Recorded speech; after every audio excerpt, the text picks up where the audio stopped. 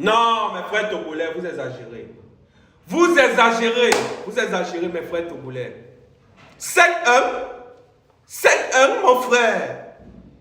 Beta, vous signez même forfait. Hein? Beta, même avant même le début du match, vous signez forfait. Comme ça, là, voilà. On s'était dit, ou bien on se disait que oui, vous avez perdu au score de 3-0.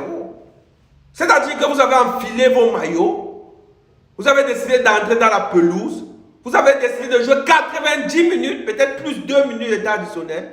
Et à la fin, vous avez pris 5 buts.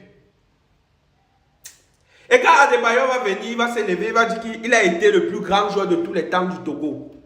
Les gens vont venir commencer à parler, les Togolais vont venir commencer à ouvrir leur bouche pour vouloir l'insulter. C'est là où on comprend l'importance d'Adebayor dans cette équipe. Lorsque Adebayor était là, il n'y avait pas ce genre de score comme ça à l'équipe nationale du Togo. Il se battait de toutes ses forces. C'est comme si l'Algérie n'a joué avec aucune équipe. Ça, c'est un score de Dorchi. Ça, c'est un score de Dorchi. Ça, c'est un score de football américain. Vous connaissez le baseball, non? Le basketball. C'est généralement ça. Ce genre de score ressemble au score du baseball, du basketball et du football américain. Ça ne ressemble pas à un sport de football. Non, c'est tout sauf un score de football. À la limite, vous êtes nuls. À la limite, vous êtes nuls. Il faut qu'on se dise la vérité. Je vous aime bien le Togo. Voilà. J'aime tous vous. J'aime votre manière d'être. J'aime votre manière de faire. Mais il faut qu'on se dise la vérité. Vous avez été nuls. C'est bête à vous n'entrez même pas dans la pelouse. Bête à vous signer même forfait avant même le début du match. Comme ça, là, on pouvait même se dire que oui. Voilà, vous n'aviez même pas peut-être le potentiel ou bien vous n'aviez pas le temps de venir jouer pour votre équipe nationale. Là, vous perdez même au score de 3-0. Mais venez enfiler les godasses. Allez à l'échauffement, courir. Courir, s'échauffer pour entrer au stade et prendre 5. Non, c'est pitoyable, c'est lamentable. C'est lamentable.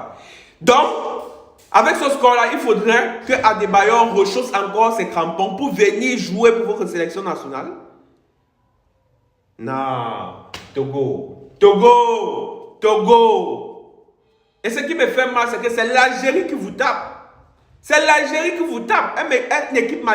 Une équipe maghrébine. Une équipe arabe.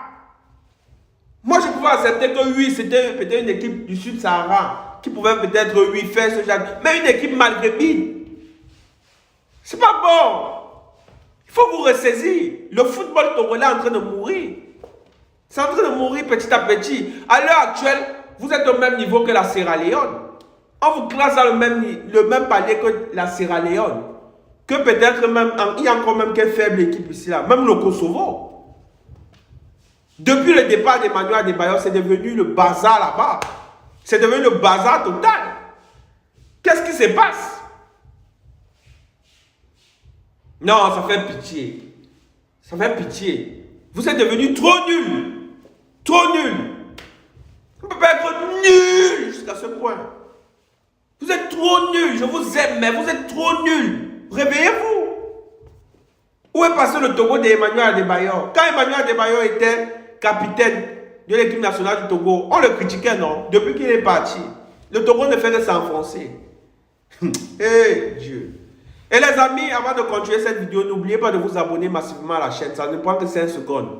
Abonnez-vous massivement à la chaîne pour me donner de la force. Pour commencer, même là-bas chez vous, là, il faudrait que le président, le président de la fédération, de votre fédération démissionne. Il faudrait que l'entraîneur de votre fédération démissionne pour recommencer tout à zéro. Tout est à refaire au Togo. Tout est à refaire au Togo. C'est tout ce que j'avais à dire. Vous êtes trop nuls. Tout est à refaire là-bas au Togo. Oh.